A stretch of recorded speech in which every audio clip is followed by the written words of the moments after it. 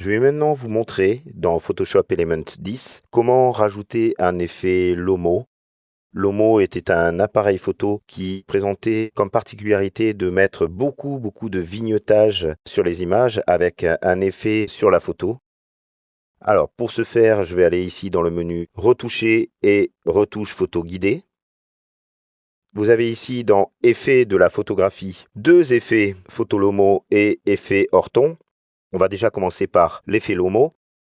Donc je clique dessus et vous voyez qu'il y a assez peu de réglages.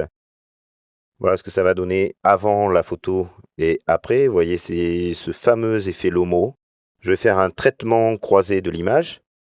Voilà, l'image est excessivement saturée et très contrastée. Et je vais ensuite appliquer du vignettage. Voilà, et je clique enfin sur le bouton Terminer. Je reviens dans Maxi. Et au niveau de l'effet Lomo, voilà mon image avant et l'image après. Alors, rajouter du vignettage, c'est quelque chose qui est très en vogue aux États-Unis. Bon, là, il est quand même un petit peu violent par rapport à l'effet Lomo. Je vais repasser sur l'organiseur pour choisir une autre image. On va faire maintenant l'effet Orton. Allez, imaginons, je prends cette image-là, photo guidée.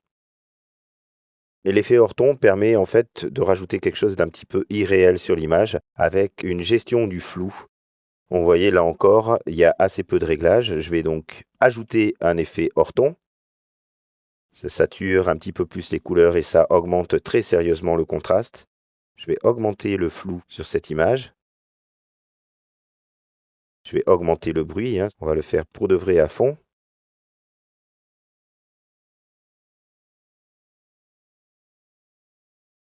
Et on va pousser la luminosité pour que le centre, ici, l'action qui se passe entre mon fils et ce chien-là, se passe comme dans un rêve, un effet un peu rêve. Je vais augmenter encore, peut-être diminuer le bruit.